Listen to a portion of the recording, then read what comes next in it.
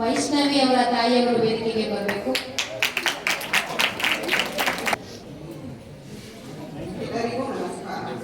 ಮಕ್ಕಳೇ ಹೇಳಿದ್ರು ಅಮ್ಮ ಮಾತಾಡೋದು ಅಂತ, ನನಗೆ ಬೇಡ ಮಾತಾಡೋಕ್ಕಾಗಲ್ಲ, ಭಯ ಆಗುತ್ತೆ ಅಂತ ಹೇಳ್ತಿದ್ದೆ. ಏನಂದ್ರೆ ನನಗೆ ಬೇಗನೆ ಮದುವೆ ಆಗುತ್ತೆ. 2006ಕ್ಕೆ ಬರೀ PUC ಅಷ್ಟೇ ಮುಗಿಸ್ಕೊಂಡು ಡಿಗ್ರಿ ಮಾಡಬೇಕು ಅಂತ ಇದ್ದೆ. ನಮ್ಮಪ್ಪ ಎಲ್ಲ ವಿಷಯ ಮಾಡಿ ಇಲ್ಲ ಒಳ್ಳೆ ಕಡೆ ಸಂಬಂಧ ಬಂದಿದೆ ಆಗಲೇಬೇಕು ಅಂತ ಹೇಳಿದ್ರು.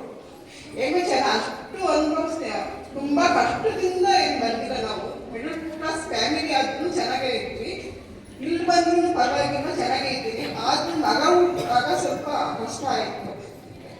ನಮ್ಮ ಬಾವನ ಮಗಳು ಇದ್ಲು, ಅವ್ಳು ನಾರ್ಮಲ್ ಆಗುತ್ತೆ ಅಂತ ನಮ್ಮನೇಲಿ ಇದು ಮಾಡಿದ್ರು. ಇಲ್ಲ ಬೇಡ ಅನ್ಸ್ಬೇಕ ಸಿಜೇರಿಯನ್ ಮಾಡಿಸ್ಬೇಡ ಅಂತ ಅವ್ಳು ಹೇಳಿದ್ದು ಅರ್ಧ ಗಂಟೆ ಬೇಡ ಬೇಡ ಅಂತ ಹಿಂದೆ ಮುಂದೆ ಬಂತು. ಯಾಕಂದ್ರೆ ನಮ್ಮದು ಸಂಸ್ಕಾರ ಸ್ವಲ್ಪ ಜಾಸ್ತಿನೇ ಇದೆ.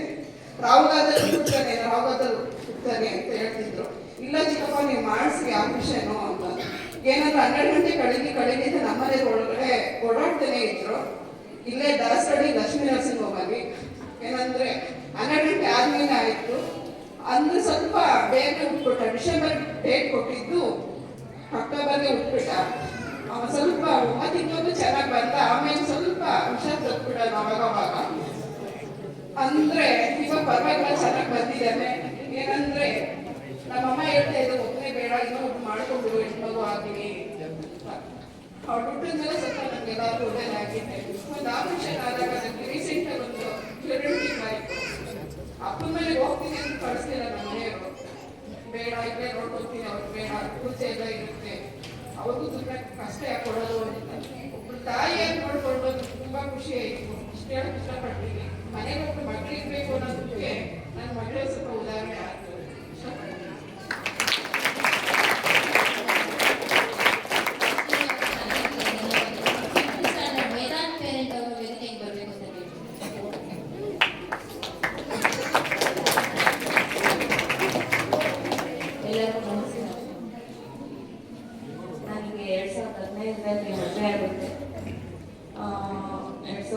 ಡಿಸೆಂಬರಲ್ಲಿ ಪ್ರೆಗ್ನೆಂಟ್ ನನಗೆ ಗೊತ್ತಾಗುತ್ತೆ. ಅದು ಹಿಂಗೆ ನನಗೊಂದು ಕಿವಿ ಆಪರೇಷನ್ ಅಂತ ಹಾಸ್ಪಿಟ್ಲಿಗೆ ಅಡ್ಮಿಟ್ ಆದಾಗ ಗೊತ್ತಾಗುತ್ತೆ.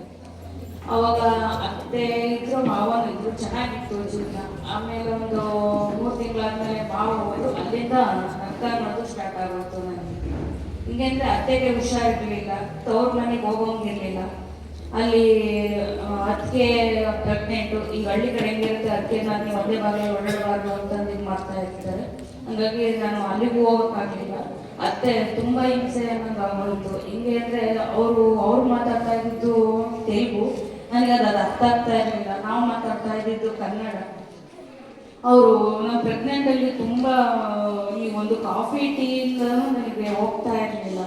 ಅವರು ಸಿಕ್ಕಾಬಿಟ್ಟೆ ಬೈಯೋರು. ಅಕ್ಕಪಕ್ಕದವ್ರು ಬರೋರು, ಯಾಕಮ್ಮ ಅಲ್ಲಿಂದ ಇಲ್ಲಿ ಮದುವೆ ಮಾಡ್ಕೊಂಡು ಕರ್ಕೊಂಬಂದಿದ್ದೀರಾ, ಯಾಕೆ ಹುಡುಗಿಗೆ ಅಷ್ಟೊಂದು ತೊಂದರೆ ಕೊಡ್ತಾ ಇದ್ದೀರಾ ಅನ್ನೋ ಥರ.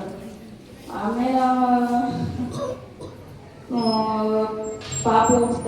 ಅವಾಗ ಒಂದು 2 ವರ್ಷ ಅವನಿಗೆ ಸ್ಟಾರ್ಟಿಂಗು ಊಟ ಏನು ತಿಂತಾನಿಲ್ಲ. 3.5 ವರ್ಷ ತನಕ ಅವನಿಗೆ ಗಜ್ಜಿನೇ ಕುಡಿಸ್ತಾ ಇದ್ದಿದ್ದು. ಅವನಿಗೆ ಈಗಲೂ ತರಕಾರಿ ಹಣ್ಣು ಏನೂ ತಿನ್ನೋದಿಲ್ಲ, ಸೊಪ್ಪು ತರಕಾರಿ ಏನೂ ತಿನ್ನಲ್ಲ, ಬರೀ ಅನ್ನ ಸಾರು. ಹಿಂಗೆ ಪಲಾವ್ ಅಂತಂದು ಏನಾದ್ರು ಮಾಡಿದರೆ ಪಲಾವ್ ತಿಂತಾನೆ, ಅದರಲ್ಲಿರೋ ತರಕಾರಿ ಎಲ್ಲ ತೆಗಿತಾನೆ. ಇದೆ ಸುಮಾರು ಹೇಳ್ಕೊಂತ ಹೋದ್ರೆ ಇದೆ. ನಮ್ಮ ಯಜಮಾನ್ರಿಗೆ ಕೆಲಸ ಇರಲಿಲ್ಲ 2 ವರ್ಷ. ಅವ್ರ ಮನೆಗೆ ಅಂತ ಹೋದ್ವಿ. ಅವಾಗ ಎಷ್ಟು ಕಷ್ಟ ಆಯಿತು ಅಂದರೆ ಅವ್ರು ನಮ್ಮನ್ನ ಒಂಥರ ಕೀಳಾಗಿ ನೋಡೋಕೆ ಹೋಗ್ಬಿಟ್ರು. ಈ ಕಡೆ ಕೆಲಸ ಇಲ್ಲ, ಸಂಬಳ ಇಲ್ಲ, ಮಗನ ಸ್ಕೂಲಿಗೆ ಸೇರಿಸ್ಬೇಕು, ಅವನ ಎಜುಕೇಷನ್ ನೋಡಬೇಕು. ಆಮೇಲೆ ಹಂಗೆ ಆಯಿತು. ಫಸ್ಟು ವಿಜಯಶ್ರೀ ಸ್ಕೂಲಿಂದ ಅಲ್ಲಿಗೆ ಅಲ್ಲಿ ಸ್ವಲ್ಪ ಅಮೌಂಟು ಜಾಸ್ತಿ ಅನ್ನೋದಾಗಿ ಇಲ್ಲಿ ಹಾಕ್ತಿದ್ವಿ. ಇಲ್ಲಿ ಹೋಗಿ ಪರವಾಗಿಲ್ಲ, ಚೆನ್ನಾಗಿದೆ. ಆಮೇಲೆ ನೆಕ್ಸ್ಟು ಈಗ ಮೊನ್ನೆ ಸ್ವಲ್ಪ ಫೀಸ್ ಕಟ್ಟೋದು ಲೇಟ್ ಆಗೋಯ್ತು. ಅವಾಗ ಪ್ರಿನ್ಸಿಪಾಲ್ ಹತ್ರ ಬಂದು ರಿಕ್ವೆಸ್ಟ್ ಮಾಡಿಕೊಂಡು ಅವ್ರೇನೋ ಒಂದು ಮಾತು ಹೇಳಿದ್ರು. ಅದನ್ನು ಮೊನ್ನೆ ಪೇರೆಂಟ್ ಸ್ಟೂಡೆಂಟ್ಸ್ ಹತ್ರ ಹೇಳ್ತಾ ಇದ್ರು. ಒಬ್ಬರು ಪೇರೆಂಟ್ ಬಂದಿದ್ರು, ಈ ಥರ ಹೇಳಿದ್ದೀನಿ, ಅದೇ ಅವ್ರಿಗೆ ಲಾಸ್ಟ್. ಆಮೇಲೆ ಅವ್ನು ನನಗೆ ಹೇಳ್ದ, ಅಮ್ಮ ಹಿಂಗೆ ಹೇಳ್ತಾ ಇದ್ರು ಪ್ರಿನ್ಸಿಪಾಲ್. ಹೌದಾ, ಅವಾಗ ಸ್ವಲ್ಪ ಬೇಜಾರಾಗೋಯ್ತು. ಹಿಂಗಂತ ಆಮೇಲೆ ಅವ್ನು ನನಗೆ ಸಮಾಧಾನ ಮಾಡಿ ಅವಾಗ ಒಂದು ಕತೆ ಹೇಳ್ದ. ಅಮ್ಮ ರೋಡಲ್ಲಿ ಹೋಗ್ತಾ ಇರ್ತೀವಿ, ಅಲ್ಲೊಂದು ಕಲ್ಲಿರುತ್ತೆ. ಈಗ ನಾವು ಕಾರಲ್ಲಿ ಹೋಗ್ತಾ ಇದೀವಿ, ಅಲ್ಲಿ ಕಲ್ಲಿರೋ ಜಾಗದಲ್ಲಿ ನಾವು ಹೋದ್ರೆ ಕಲ್ಲಿಗೆ ಏನು ಆಗಲ್ಲ, ಆಗದೆ ಏಟು ನಮಗೆ. ಈಗ ಪ್ರಿನ್ಸಿಪಾಲು ದೊಡ್ಡವರು, ನಾವು ಚಿಕ್ಕವರು, ನಾವೇ ಅಡ್ಜಸ್ಟ್ ಮಾಡ್ಕೋಬೇಕು. ಅವಾಗ ಅನ್ಕೊಂಡು ಹೌದು ನಮ್ದು ತಪ್ಪಿದೆ, ಒಪ್ಕೊಂತೀನಿ. ಅವರು ಟೈಮ್ ಕೊಟ್ಟರು, ಆದರೆ ನಾವು ಅದನ್ನ ಇದು ಮಾಡ್ಕೊಂಡ್ವಿ. ಇನ್ನೂ ಸ್ವಲ್ಪ ದುಡ್ಡಿನ ವಿಚಾರಗಳು ಸ್ವಲ್ಪ ಹೆಚ್ಚು ಕಮ್ಮಿ ಆಗಿ ಅದು ಕಟ್ಟೋದು ಲೇಟ್ ಆಗೋಯ್ತು. ಕೆಲವರಿಗೆ ತುಂಬ ಪ್ರಾಬ್ಲಮ್ ಆಗ್ತಾ ಇದೆ. ಅವನ ಕೈ ಮುರ್ಕೊಂಡು ಆಮೇಲೆ ಅದಾಗಿ ನಮ್ಮ ಮನೆಯವ್ರಿಗೆ ಒಂಥರ ಎದೆ ನೋವು ಅನ್ನಂಗಾಗಿ ಸುಮಾರು ಆಸ್ಪತ್ರೆ ಅನ್ನಂಗಾಗಿ ಇವಾಗ ಸ್ವಲ್ಪ ಇದಕ್ಕೆ ಬಂದಿದ್ದೀವಿ. ಹೀಗೆ ಸುಮಾರು ಅವ್ರ ಕಡೆಯಿಂದ ತಿಳ್ಕೊತಾ ಇದ್ದೀವಿ. ಆಮೇಲೆ ಏನಂದ್ರೆ ನಮ್ಮ ಕಷ್ಟ ಅರ್ಥ ಮಾಡ್ಕೊತೀವಿ. ಈಗ ಹೆಣ್ಮಕ್ಳಿಗೆ ಏನೋ ತಿಂಗಳ ಪೇಟ್ರೆ ಹೊಟ್ಟೆ ನೋವು ಅನ್ನೋದು ಒಂದು ಇರುತ್ತಲ್ವ, ಆ ಥರ ಅವ್ನು ನಮಗೆ ಹೇಳ್ತಾರೆ, ನಮ್ಮ ಬಿಡು ನಾನು ಕೆಲಸ ಮಾಡ್ಕೊತೀನಿ, ನೀವೇ ಮಾಡಬೇಡಿ ಅಂತ ಸ್ವಲ್ಪ ಕಷ್ಟ ಅರ್ಥ ಮಾಡ್ಕೊತೇನೆ. ಸರಿ, ಓಕೆ. ಅವರ ತಾಯಿಯವರಿಗೆ ಕುಟುಂಬದ ಧನ್ಯವಾದಗಳು. ಬೇರೆ ಇನ್ಯಾರಾದ್ರೂ ಮಾತಾಡ್ತೀರಾ? ಕೊನೆಯ ಅವಕಾಶ.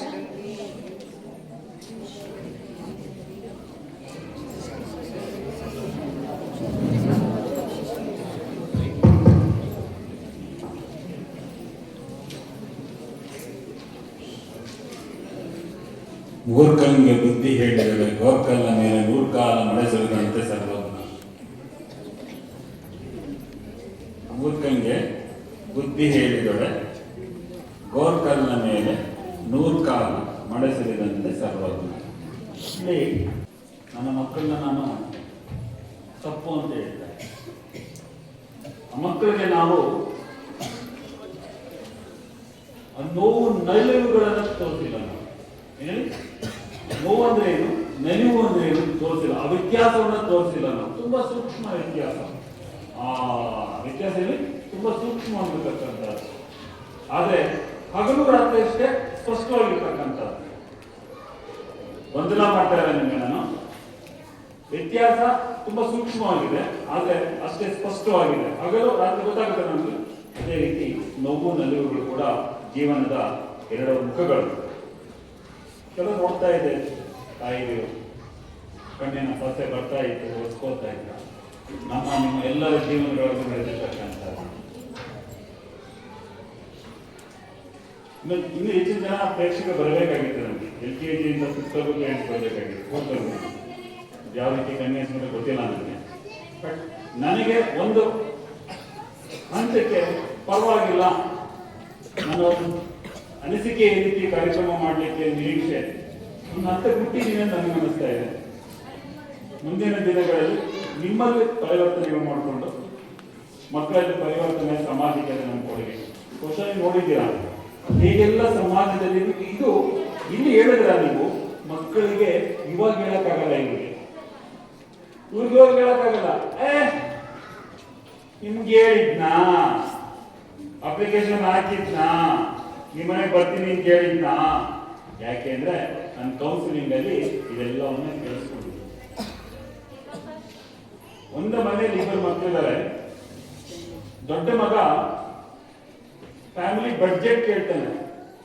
ಏನನ್ನ ಕೇಳಿದ್ರೆ ನೀವು ಎಷ್ಟು ಖರ್ಚು ಮಾಡ್ಲಿಕ್ಕಾಗುತ್ತೆ ಹೇಳಿ, ನನಗೆ ಕಾಲೇಜ್ ಸೇರಿಸ್ಬೇಕಾಗಿತ್ತು, PU ಮುಗಿಸ್ಕೊಂಡು ಕಾಲೇಜ್ ಹೋಗ್ಬೇಕಾಗಿತ್ತು, ಯಾವ ಕಾಲೇಜ್ ಬೇಕೋ ಮಗನೇ ಅಂತ ಪೇರೆಂಟ್ಸ್ ಕೇಳಿದಾಗ, ಅಪ್ಪ ನನ್ನ ಕಾಲೇಜ್ ಬಿಟ್ಬಿಡಿ, ನಿಮ್ಮ ಬಡ್ಜೆಟ್ ಇಷ್ಟೇ ಹೇಳಿ ಅಂತ ಕೇಳಿದ್ದಾರೆ. ಅದೇ ಇನ್ನೊಬ್ಬ ಮಗ ನನಗೆ ಇದು ಬೇಕು, ಕೊಡಿಸ್ಬೇಕು. ನೋಡಿ, ಒಂದೇ ಮನೆಯಲ್ಲಿ ಒಂದೇ ತಾಯಿಯ ಇಬ್ಬರು ಮಕ್ಕಳು, 4-5 ವರ್ಷ ವ್ಯತ್ಯಾಸ ಜನನದಲ್ಲಿ. ಏನ್ ಹೇಳ್ತೀರ? ಯಾರನ್ನ ದೂಷಣೆ ಮಾಡ್ತೀರ? ಮಕ್ಕಳನ್ನ ದೂಷಣೆ ಮಾಡ್ತೀರಾ? ನಮ್ಮನ್ನ ನಾವು ರಿವ್ಯೂ ಮಾಡ್ಕೊಬೇಕಾಗುತ್ತೆ. ಮೊದಲು ನಮ್ಮನ್ನ ರಿವ್ಯೂ ಮಾಡ್ಕೊಳ್ಳೋಣ. ಮಕ್ಕಳಿಗೆ ಬಿಡಿಸಿ ಹೇಳಿ, ತಪ್ಪೇನಿಲ್ಲ. ಮಕ್ಕಳಿಗೆ ಬಿಡಿಸಿ ಹೇಳಿ, ಮಗು ಇದು ರಾಗಿ ತಿನ್ನಬೇಕು. ಇವತ್ತು ನನಗಿದ್ದಾಗ ರಾಗಿ ತರ ಕಷ್ಟ ಕಾಸಿರೋದು ನನಗೆ, ಸೋನಾ ಮಸೂರಿಗೆ ನನಗೆ ಕಾಸಿಲ್ಲ, ಅವ್ರ ಮನೆ ತಂದಿರ್ಬೋದು. ಮೊದಲು ಮಕ್ಕಳಿಗೆ ಕಷ್ಟವನ್ನು ತೋರಿಸಿ. ಪದೇ ಪದೇ ಹೇಳ್ತೀನಿ, ಕಷ್ಟ ಬರೋದು ಬೇಡ ಅವ್ರಿಗೆ. ಕಷ್ಟ ಬಂದ ಹೊರಗಡೆ ಬಂದಿದ್ದಾರೆ ಗೊತ್ತಾಗ್ಬೇಕಲ್ಲ ಅವ್ರಿಗೆ.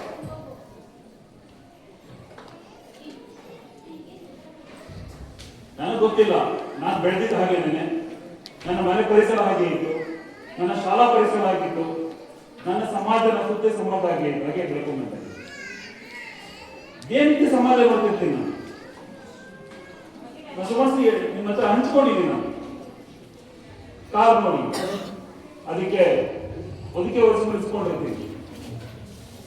20,000 ಡ್ರೈವರ್ ಕೊಡಕ್ಕೆ ಇಲ್ಲ ಅಂತಿಲ್ಲ, ಭಗವಂತ ಕೊಟ್ಟಿಲ್ಲ ನನಗೆ. ನಾನು ಎಕನಾಮಿಕಲಿ ಯೋಚನೆ ಮಾಡ್ತೀನಿ. 20,000 ತಿಂಗಳು ಕೊಡ್ತೀನಿ, ಪ್ಲಸ್ ಪೆಟ್ರೋಲ್ ಖರ್ಚು, ಡೀಸೆಲ್ ಎಲ್ಲ, ಅದು ಇನ್ಶೂರೆನ್ಸ್ ಕಟ್ಟಲೆ, ಗಾಡಿ ಓಡಿಸ್ತಾ 35,000 ರೂಪಾಯಿ ಇನ್ಶೂರೆನ್ಸ್ ಕಟ್ಟಲೇಬೇಕು ನನಗೆ. ಸರ್ವಿಸ್ ಕಳಿಸ್ಲೇಬೇಕು, ತಿಂಗಳ 5,000 ರೂಪಾಯಿ ಬರುತ್ತೆ ಅವರೇಜ್. ಸಮಾಜ ಸ್ಟೇಟಸ್ ಅಂತ ಮಾಡ್ಕೊಂಡಿದ್ದೀವಿ. ನನ್ನ ಮಗ ತಗೊಂಡೋಗಪ್ಪ ಅಂತ ಹೇಳಿ ಅವ್ನು ತಗೊಂಡೋಗ. ಏನಕ್ಕೆ ವಿಷಯ ಅಂತಂದ್ರೆ, ನಾನು BTS ಅಲ್ಲಿ ಓಡಾಡ್ತೀನಿ, ಮೆಟ್ರೋದಲ್ಲಿ ಓಡಾಡ್ತೀನಿ, ಆಟೋದಲ್ಲಿ ಓಡಾಡ್ತೀನಿ. ಸುಮ್ಮನೆ ನಾನು ಕೂತ್ಕೊಳಲ್ಲ, ಮಾತು ಕೇಳಿದ್ದೀನಿ. ಆಟೋದಲ್ಲಿ ಹೋಗ್ಬೇಕಾದ್ರೆ ಆ ಡ್ರೈವರ್ನ ಯಾವುದು ಏನು ಎತ್ತ ಅಂತ ಹೇಳ್ಕೊಂಡು ಅವನ ಒಂದು ಸಂಸಾರವನ್ನ ಅವನು ಅರ್ಥ ಮಾಡ್ಕೊಳ್ತೀನಿ. ಏನಾಗ್ತಾ ಇದೆ ಇವತ್ತು ಮೆಟ್ರೋದಲ್ಲಿ ಕೂತ್ಕೊಳ್ತೀನಿ, ಅಲ್ಲಿ ಅಕ್ಕಪಕ್ಕ ಮಾತಾಡ್ತಿರ್ತಾರೆ, ಅದಕ್ಕೆ ಕಿವಿಗೊಳ್ತಾರೆ. ಆ ನಂತರದಲ್ಲಿ ನನ್ನ ಮಕ್ಕಳು ಈ ಸಮಾಜಕ್ಕೆ ಹೋಗ್ತಾ ಇದ್ದಾರೆ, ಇವ್ರನ್ನ ಏನ್ ಮಾಡಿ ಕಳಿಸ್ಬೇಕು, ಇದು ಅದ್ರ ಹಿಂದೆ ಇರ್ತಕ್ಕಂಥ ಹಿನ್ನೆಲೆ ಇದು ನನಗೆ. ಮತ್ತೆ ಓದ್ತೀನಿ, ಕೆಲವರು ವರ್ಕ್ಶಾಪ್ ಹೋಗ್ತೀನಿ, ಸೆಮಿನಾರ್ಸ್ ಹೋಗ್ತೀನಿ, ನೋಡ್ತಾ ಇರ್ತೀನಿ. ನನ್ನ ಹೀಗೆ ಹೋದಾಗ ಮುಂದಿನ ದಿನಗಳೇ ಶಂಕರಾಚಾರ್ಯರ ಬಗ್ಗೆ ಹೇಳಿದ್ವಿ ಪ್ರಾರಂಭದಲ್ಲಿ, ಮಾತೃಪಂಚಕಂ ಅಂತ ಅಂದ್ಬಿಟ್ಟು ಅಲ್ಲಿ 5 ಶ್ಲೋಕಗಳನ್ನ ಹೇಳ್ತಾರೆ. ಆ ಶ್ಲೋಕಗಳನ್ನ ಇಲ್ಲಿ ನಾನು ಶ್ಲೋಕ ಹೇಳಲಿಕ್ಕೆ ಹೋಗಲ್ಲ, ಸಾರಾಂಶ ಹೇಳ್ತೀನಿ ನಾನು.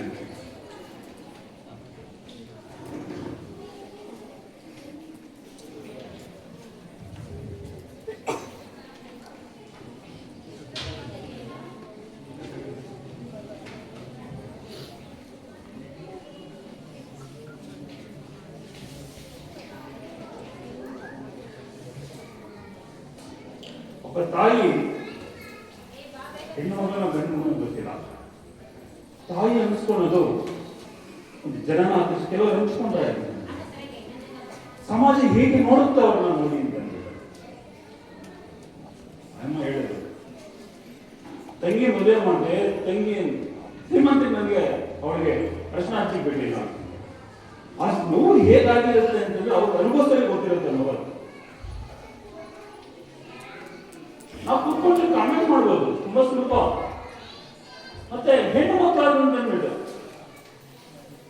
ಯಾಕೇನಿದೆ ಹೇಳಿ, ಯಾಕೇನಿದೆ ಹೆಣ್ಮಗು ಆಗ್ಬೇಕಾದ್ರೆ ಕಾರಣ ಹೆಂಗಸಲ್ಲ ಗಂಡಸು. XY ಕ್ರೋಮೋಸೋಮ್ಸ್ ಬರ್ತವೆ ವಿಜ್ಞಾನಕ್ಕೆ ಬಂದಾಗ ನಾನು ಅಲ್ಲಿರ್ತಕ್ಕಂಥದ್ದು ನಾವು ಒಟ್ಟು ಮಾಡ್ತೋದು ಹೆಣ್ಣು ಹೆಣ್ಣು ಹೆಣ್ಣು ಅಂತ ಅಂದ್ಬಿಟ್ಟು. ಅದೊಂದು ಮಗು ಆಯ್ತಲ್ವಾ, ತಾಯ್ತನ ಸಿಕ್ತಲ್ವಾ. ಇನ್ನೊಂದು ಉದಾಹರಣೆ ಕೊಡ್ತೀನಿ. ಕುವೆಂಪು ಅವರು ಗೊತ್ತಿದೆಯಲ್ಲ, ಕುವೆಂಪು ಈ ತಿಂಗಳು ಕೊನೆಯಲ್ಲಿ ಅವ್ರದ್ದು ಒಂದು ಜನ್ಮದಿನ ಬರ್ತಾ ಇದೆ. ಅವರು ಮಗ ಹುಟ್ಟಾನೆ, ಮಗನ ಹೆಸರು ಗೊತ್ತಿದೆಯಾ? ಪೂರ್ಣಚಂದ್ರ ತೇಜಸ್ವಿ ಅಂತ ಅಂದ್ಬಿಟ್ಟು ಪೂರ್ಣಚಂದ್ರ ಅಂತ ಕರೀತಾರೆ ಅವರು. ಮಗನಿಗೆ ಮೊದಲನೆಯ ವರ್ಷದ ಹುಟ್ಟುಹಬ್ಬದ ಶುಭಾಶಯಗಳನ್ನ ತಂದೆ ತಿಳಿಸಬೇಕಾಗುತ್ತೆ. ಆ ಸಂದರ್ಭದಲ್ಲಿ ಕುವೆಂಪು ಅವರವರು ಒಳ್ಳೆ ವಿದ್ವಾಂಸರು, ಕವಿಗಳಾಗಿರ್ತಾರೆ. 30-40 ವರ್ಷ ವಯಸ್ಸಾಗಿದೆ ಅವರಿಗೆ, 30 ವರ್ಷ ಮೇಲೆ ವಯಸ್ಸಾಗಿದೆ ಅವರಿಗೆ. ಮೊದಲನೆಯ ವರ್ಷದ ನನ್ನ ಮಗನೇ, 1 ವರ್ಷದ ನಿಮ್ಮ ಅಪ್ಪ, 1 ವರ್ಷದ ನಿಮ್ಮ ಅಪ್ಪ ನಿನಗೆ ಶುಭಾಶಯವನ್ನು ಕೋರುತ್ತಿದ್ದೇನೆ. ಅರ್ಥ ಮಾಡ್ಕೊಳ್ಳಿ, ಅಪ್ಪ ಆಗಿ 1 ವರ್ಷ, ಕುವೆಂಪು ಆಗಿ 30 ವರ್ಷ ಆಗಿರ್ಬೋದು, ಅಪ್ಪ ಆಗಿ 1 ವರ್ಷದ ಅಪ್ಪ 1 ವರ್ಷ ನನ್ನ ಮಗನಿಗೆ ಶುಭಾಶಯ ಕೊಡ್ತಾ ಇದ್ದೀನಿ. ಎಷ್ಟಿದೆ ಮಾತು ಅರ್ಥ ಮಾಡ್ಕೊಳ್ಳಿ. ಅಪ್ಪ ಆಗಿ 1 ವರ್ಷ, ಅಪ್ಪನ 1 ವರ್ಷದ ಅಪ್ಪ ಅಂತ ಹೇಳ್ತಾರೆ. ಆ ರೀತಿಯಾಗಿ ನಾವು ಇಲ್ಲಿ ಬಂದಾಗ ಕೆಲವೆಲ್ಲ ಹೇಳಿದ್ರು, ತಾಯಿ ಅನುಭವ ಹಂಚ್ಕೊಂಡ್ರು. ಹೆಣ್ಮಕ್ಳಾಗ್ಬೇಕು, ಒದಿತಾ ಇರ್ತಾರೆ, ಕಾಲಿನಿದೆ ಕೈಯಲ್ಲಿದೆ ಅಂತ ಗೊತ್ತಾಗ್ತಿತ್ತು ಅಂತ ಹೇಳ್ಬಿಟ್ಟು. ಇದಕ್ಕೊಂದು ಉದಾಹರಣೆ ಹೇಳ್ತೀನಿ. 25 ವರ್ಷ 30 ವರ್ಷ 35 ವರ್ಷದ ಮೂರು ಹೆಂಗಸರುಗಳು ಬಾವಿ ಕಟ್ಟೆ ಹತ್ರ ಇದ್ದಾರೆ, ನೀರು ತಗೊಂಡು ಬರಕ್ಕೆ ಹೋಗಿದ್ದಾರೆ. ಇವಾಗ ಬಾವಿ ಎಲ್ಲ ಬಿಡಿ, ಅದನ್ನ ಟ್ಯಾಪ್ ಬರುತ್ತೆ, ಬಾವಿ ಕಟ್ಟೆ ನೀರು ತರಕ್ಕೆ ಹೋಗಿದ್ದಾರೆ.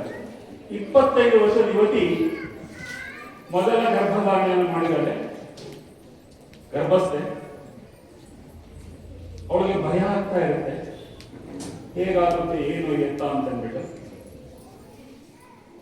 ಮೊದಲನೇ ಗರ್ಭ ಪ್ರಸವ ಆಗ್ಬೇಕಾದ್ರೆ ಎಷ್ಟು ವೇದನೆ ಇರುತ್ತೆ ಅಂತಂದ್ಬಿಟ್ಟು, ನೋವಿನಲ್ಲಿ ಹಿತ ಉಂಟು ಅಂತ ಹೇಳ್ತಾರೆ, ನಾಡು ಬರುತ್ತೆ. ಆ ರೀತಿ ಕೇಳಿದಾಗ ಆ 30 ವರ್ಷದ ಯುವತಿ ಹೇಳ್ತಾಳೆ, ತುಂಬಾ ಕಷ್ಟ ಕಣಮ್ಮ, ಅದರಲ್ಲೂ ಮಗುವೇನಾದ್ರೂ ತಿಳ್ಕೊಂಡ್ಬಿಟ್ರೆ ಇದ್ದಿದ್ದು ಕಷ್ಟ.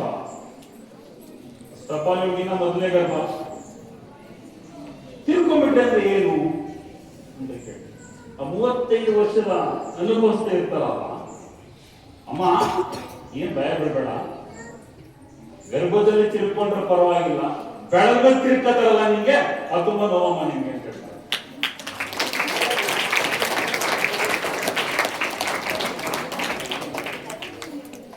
ತಿಳ್ಕೊಳ್ಳೋದು ಅಂದ್ರೆ ತಲೆ ಮೊದಲು ಬರಬೇಕು, ಅದು ಬರುತ್ತೆ, ಅದ್ರ ಬದಲು ತಲೆ ಬೇರೆ ತರ ಆಗ್ಬಿಟ್ಟಾರೆ.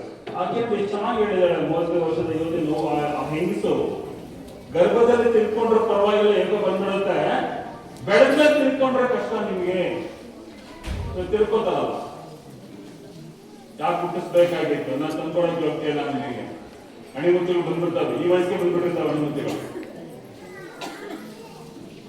ಅದಕ್ಕೆ ಅವರು ಒಂದ್ 2-3 ವಿಷಯ ಹೇಳ್ತೀನಿ ಆ ಪಂಚಕದ ಬಗ್ಗೆ, ನನಗೆ ಯಾಕೆ ಪ್ರಭಾವ ಬೇಕು ಅಂತಂದ್ರೆ.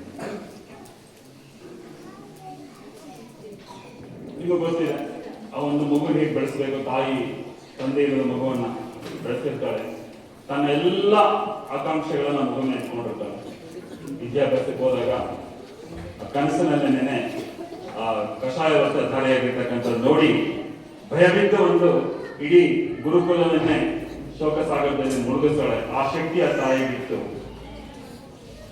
ವಿಧಿ ನಿಯಮ ಯಾರು ತಪ್ಪಿಸ್ಕೊಳ್ಳಿಕ್ಕಾಗಲ್ಲ. ಭಗವಂತ ಸನ್ಯಾಸಿ ಆಗಲಿಕ್ಕೆ ಅವಕಾಶವನ್ನ ತಗೋತಾನ, ಮೊಸಳೆ ಇಟ್ಕೊಂಡು ಇದು ಮಾಡ್ಕೊಂಡು ಭಾಷೆ ಕೊಟ್ಟಿರ್ತಾನೆ, ಬರ್ತಾನೆ. ಮೃತ್ಯುವಾದ ತಾಯಿ ಮೃತ್ಯುವಾದ ಕಾಲ ಬಂದಾಗ ಈ ಘಟನೆ ಹೇಳ್ತೀನಿ ನಮಗೆ. ತಾಯಿಗೆ ಹೇಳ್ತಾನೆ, ಅಮ್ಮ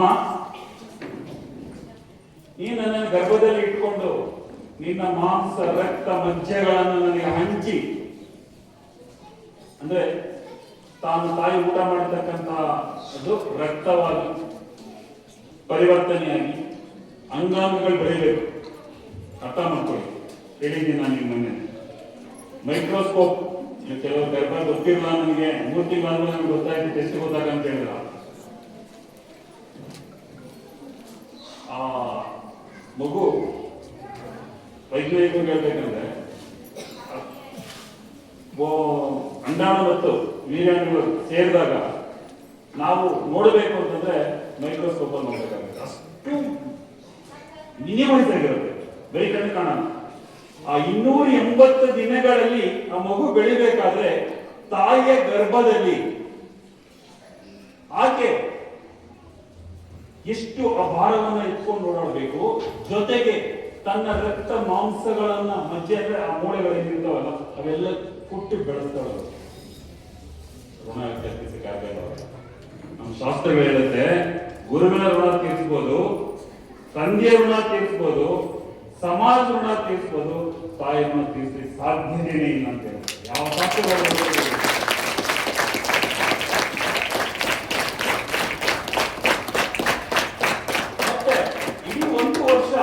ನಿನ್ನ ಮಲಗುವ ಜಾಗ ಅದು ಶೌಚಾಗೃಹವಾಗಿತ್ತು. ನೀನೇನ್ ಮಲಗಿದ ಜಾಗ ಅದು ಬಚ್ಚಲ ಮನೆ ತೀರ ಆಗಿತ್ತು. ಯಾಕೆ ಅಂತಂದ್ರೆ ಮಲಮೂತ್ರ ಅಲ್ಲೇ ವಿಸರ್ಜನೆ ಮಾಡ್ಕೋತಿದ್ದೆ, ಅಲ್ಲೇ ಉಳ್ಕೋತಿದ್ದೆ ನಾನು. ಶಂಕರಾಚಾರ್ಯ ಹೇಳಿರೋದು ಬಹುಶಃ ಎಲ್ಲರೂ ಗೊತ್ತಿದೆ ನಿಮಗೆ. ಮಗುವೇನು ಹುಟ್ಟಿದ ತಕ್ಷಣ ಅಮ್ಮ ಕರ್ಕೊಂಡು ಹೋಗೋದು ಕೇಳುತ್ತ ಏನಿಲ್ಲ, ಬಂದ ಮಾಡ್ತಾ ಇರುತ್ತೆ. ಇದಕ್ಕೆ ಲಿಮಿಟೇಷನ್ ಏನಿಲ್ಲ, ಟೈಮಿಂಗ್ಸ್ ಏನಿಲ್ಲ ಅಲ್ವಾ? ಅದನ್ನೆಲ್ಲ ನೀನು ಸಹಿಸಿಕೊಂಡೆ, ಒಂದು ದಿನ ಮುಖ ಇದು ಮಾಡ್ಕೊಂಡಿಲ್ಲ. ಆದರೆ ನಾನು ಏನ್ ಕೊಟ್ಟೆ ನಿನಗೆ? ನಾನೇನ್ ಕೊಟ್ಟೆ ನಿಮಗೆ? ಒಂದು ವರ್ಷದ ಅಂತಹ ಒಂದು ಪರಿಸ್ಥಿತಿಯಲ್ಲಿ ಇದ್ದೆ ನೀನು. ಮತ್ತೆ ನನಗೆ ಶಿಕ್ಷಣವನ್ನು ಕೊಟ್ಟೆ ನೀನು. ನಂತರ ಬೆಳೆಸ್ತೇನೆ. ನಿಮ್ಗೆ ಗೊತ್ತೇ, ನಮ್ಮ ಹಿಂದೂ ಸಂಸ್ಕೃತಿಯಲ್ಲಿ ಗರ್ಭಸ್ಥದಿಂದ ಹಿಡ್ಕೊಂಡು ಮರಣದವರೆಗೂ ಕೂಡ ಒಂದೊಂದಕ್ಕೂ ಧರ್ಮ ಇದೆ, ಒಂದು ಕಾರ್ಯಕ್ರಮ ಇದೆ. ಷೋಡಶ ಕರ್ಮಗಳು ಅಂತ ಕರಿತೀವಿ ನಾವು. ನೋಡಿ, ಷೋಡಶ ಕರ್ಮಗಳು, 16 ಕರ್ಮಗಳನ್ನ ಜೀವನದಲ್ಲಿ ಜನ್ಮಸ್ಯ ಜಾತಸ್ಯ ಮರಣಸ್ಯ ಅಂತ 16 ಕಾರ್ಯಕ್ರಮ ಬರ್ತಾರೆ. ನೀವೇನ್ ಕರಿತೀರಾ? ಶ್ರೀಮಂತ ಇರ್ಬೋದು, ಇಲ್ಲ ಚೌಲ ಇರ್ಬೋದು, ಇಲ್ಲ ಕಿವಿಚಿತ್ರ ಇರ್ಬೋದು, ಉಪನಯನ ಇರ್ಬೋದು, ಮದುವೆ ಇರ್ಬೋದು, ಮತ್ತೆ ಅವರು ಶ್ರೀಮಂತ ಇರ್ಬೋದು, ಇವೆಲ್ಲವನ್ನ ಬಂದು ತಿಥಿವರೆಗೂ ಬಂದ್ಬಿಡುತ್ತೆ. ಅಷ್ಟು ಕರ್ಮಗಳನ್ನ ನಾವು ಅನುಭವಿಸ್ಕೊಂಡು ಆ ಮಗು ಹಸು ದಾಟುತ್ತೆ. ಹಬ್ಬ ಅಂತ ಆಚರಣೆ ಮಾಡ್ತೀವಿ, ಮೊಗ್ಚಾಕೊಳ್ಳುತ್ತೆ, ಹೊಟ್ಟೆ ತೊಗೊಳೋದು ಮಗು. ಅದಕ್ಕೆ ನಾವು ತೊಗೊಳುತ್ತೆ ಮಗು ಅಂತ ಹೇಳ್ತೀವಿ. ಇವತ್ತೆಲ್ಲ ಇಲ್ಲ ಬಿಡಿ, ನೋಡಕ್ಕಾಗಲ್ಲ, ಇಲ್ಲೊಂದು ಇಲ್ಲ. ನಿಜ ಅದನ್ನೆಲ್ಲ ಅನುಭವಿಸ್ತಾ ಇದ್ದಾರೆ ತಾಯಿಗೆ. ಹೇಳಿ, ಎಷ್ಟು ಜನ ಅನುಭವಿಸಿದ್ದೇವೆ? ಮಗು ಹೊಸ ಕಡುಬು ಮಾಡೋರು, ಕಡುಬು ಮಾಡ್ತಾ ಇದ್ರು. ಆಮೇಲೆ ಮಗು ಇಟ್ಕೊಂಡು ನಡೆಸೋರು, ಸ್ವಲ್ಪ ಕೊಡೆ ಇಟ್ಕೊಂಡು ನಡೆಸಿದ್ರೆ ಕೈ ಇಟ್ಕೊಂಡು ನಡೆಸೋರು ಎಲ್ಲಾನು ಕೂಡ. ಇವತ್ತೇನಿಲ್ಲ, ಅವು ಬರೋಕ್ಕೆ ಮೊಬೈಲ್ ಇಟ್ಕೊಂಡು ಬಂದಿರ್ತಾರೆ. ಅಲ್ಲಿ ಹೇಳ್ತಾರೆ ಅವರು, ನೀನು ಸಾಯುವ ಗಳಿಗೆ ನೀನು ಪಕ್ಕದಲ್ಲಿ ಇರಬೇಕಾಗಿತ್ತು, ನಾನು ನೀನು ಮಾತು ಕೊಟ್ಟಿದ್ದೆ. ನಿನ್ನ ಬಾಯಿಗೆ ನೀರನ್ನ ಬಿಡಬೇಕಾಗಿತ್ತು, ಕಿವಿಯಲ್ಲಿ ತಾರಕ ಮಂತ್ರವನ್ನ ಹೇಳಬೇಕಾಗಿತ್ತು. ನಮ್ಮ ಹಿಂದೂ ಧರ್ಮದಲ್ಲಿ ತಾರಕ ಮಂತ್ರ ಅಂದ್ರೆ ರಾಮ ರಾಮ, ಕೃಷ್ಣ ಕೃಷ್ಣ, ಈ ತರದ ಮುಕುಂದ ಮುಕುಂದ, ಗೋವಿಂದ ಗೋವಿಂದ ಇವನ್ನ ಹೇಳಿದಾಗ ಆಕೆಗೆ ಯಾರ ವ್ಯಕ್ತಿ ಮರಣಶೈಲಿಂದನೋ ಅವನಿಗೆ ಸತ್ಯಕ್ಕೆ ಬಯಲುತ್ತೆ ಅಂತಕ್ಕಂಥದ್ದು ನಮ್ಮ ಧರ್ಮ ಹೇಳ್ತಕ್ಕಂಥದ್ದು. ಅದನ್ನ ನಾನು ಮಾಡಿಲ್ಲ ಅಮ್ಮ, ನಾನು ನಿನ್ನ ಕಿವಿಯಲ್ಲಿ ತಾರಕ ಮಂತ್ರ ಹೇಳಿಲ್ಲ, ತುಳಸಿ ನೀರು ಬಿಡಿಲ್ಲ ನಿನ್ ಬಾಯಲ್ಲಿ. ನಾನು ಯಾವ ರೀತಿ ಋಣ ತೆಗೆದುಕೊಂಡಮ್ಮ ನಾನು ಹೇಳಿ. ಅಲ್ಲಿ ಮತ್ತೆ ಅವರು ಏನಿದೆಯೋ ರಿಚುವಲ್ಸ್ ಏನಿದೆ, ಸತ್ತ ನಂತರ ಅಸ್ಥಿ ವಿಸರ್ಜನೆ ಆಗಿರ್ಬೋದು, ತಿಥಿ ಅವ್ನ ಅಧಿಕಾರ ಇಲ್ಲ ಅವನಿಗೆ. ಯಾಕೆಂದ್ರೆ ಈಗಾಗಲೇ ವೇಷ ಮಂಡನ ಮಾಡ್ಕೊಂಡಿದ್ದೇನೆ, ಮತ್ತೆ ಮುಂದೆ ಮಾಡ್ಕೊಂಡಿದ್ದಿಲ್ಲ ಅವರು. ಆ ಕರ್ಮಗಳು ಬರಕ್ಕಾಗಲ್ಲ, ಅವ್ರು ಮಾಡ್ಲಿಕ್ಕೆ ಬಿಡಲ್ಲ ಅವರು.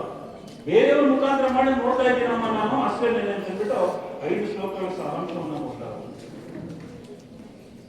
ನನಗೆಲ್ಲ ನೋಡಿದಾಗ ಅನ್ನಿಸ್ತಾನೆ, ನಾನು ತಾಯಿಯ ಮುದ್ದೆ ಮಗ. ನಾನು ತಂದೆಗೆ ಹೆಚ್ಚೆ ನಾನು ತಾಯಿಗೆ ಇಷ್ಟಪಟ್ಟಿದ್ದು.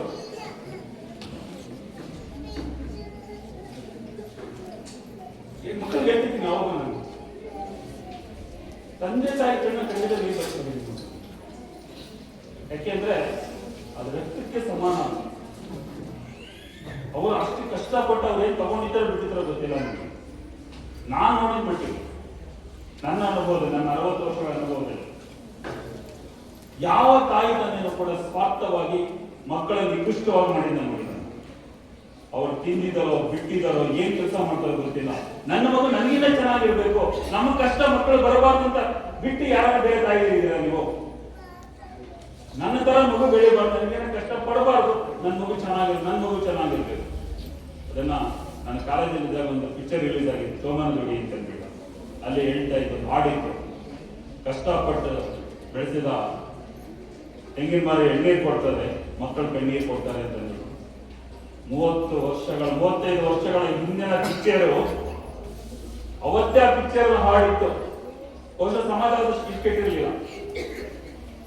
ನನ್ನ ಬಾಲ್ಯದಲ್ಲಿ ಇಷ್ಟೆಟ್ಟಿಲ್ಲ ಸಮಾಜ. ಹಿರಿಯರ ಗೌರವ ತಂದೆ ತಾಯಿ ಇತ್ತು, ಆ ಹಾಡಿತ್ತು ಅವತ್ತೇ. ಹೀಗೆ ಈ ಕಾರ್ಯಕ್ರಮ ಮಾಡಿದ ಉದ್ದೇಶ ಇಷ್ಟೇನೆ.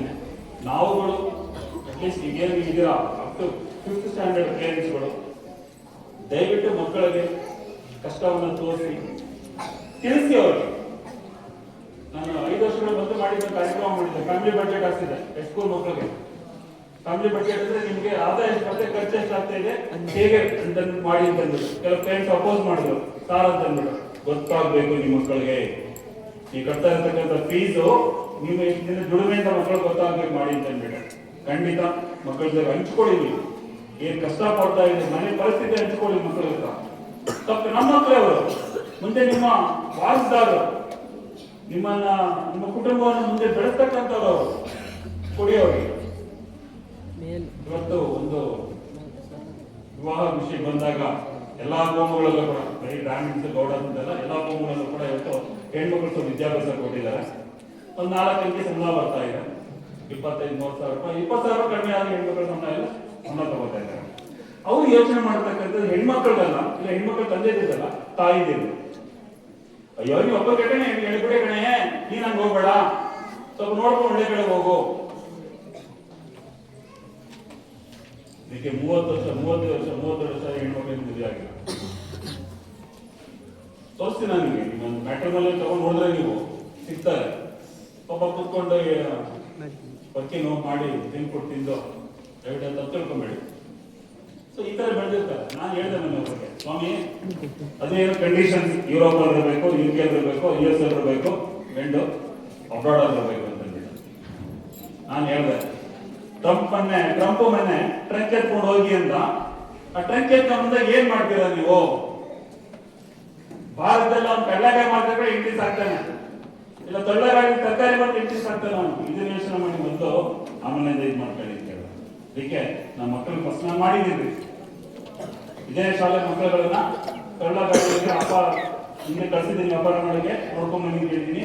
ಕಾಫಿ ಏನ್ ಮಾತಾಡಲ್ಲ, ಕಾಫಿ ಅಂಗಡಿ ಕಳ್ಸಿದ್ದೀನಿ ಮಗನ ನೋಡ್ಕೊಂಬ ಅಂತ ಅಂದ್ಬಿಟ್ಟು ಮಕ್ಕಳು ಕಷ್ಟ ಆಗ ಇದಕ್ಕೆ ಅರ್ಥ ಆಗುತ್ತೆ ನೋಡಿ. Assisting mothers motivation academics. ಒಂದು ಮಗು ಬೆಳಿಬೇಕಾದ್ರೆ ತಾಯಿಯ ಪಾತ್ರ ನಿಮ್ಗೆ ಚೆನ್ನಾಗಿ ಗೊತ್ತಿದೆ. ಮನೆಯ ಮೊದಲ ಪಾಠಶಾಲೆ, ತಾಯಿಯ ಮೊದಲ ಗುರು, ತಾಯಿ ಮೊದಲ ಗುರು.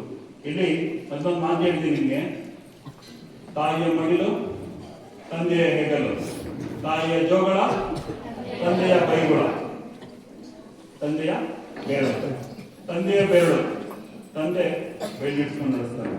ಇಲ್ಲೊಂದು ಸೈಂಟಿಫಿಕ್ ಬಂದಾಗ ಸಿಗ್ಮಂಡ್ ಫ್ರಾಯ್ಡ್ ಅಂತ ಹೇಳ್ಬಿಟ್ಟು ವಿಜ್ಞಾನಿ ಹೇಳ್ತಾನೆ,